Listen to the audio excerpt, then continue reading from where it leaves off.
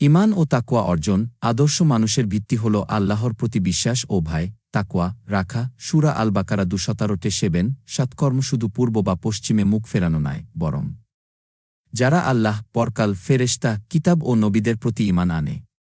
২ সত্যবাদিতা ও ন্যায়পরায়ণতা। সত্য বলা ও ন্যায়ের উপর অটল থাকা অত্যন্ত গুরুত্বপূর্ণ। সূরা আল-আহজাব ৩৩-৭। হে মুমিনগণ! তোমরা আল্লাহকে ভয় কর এবং সঠিক কথা বল।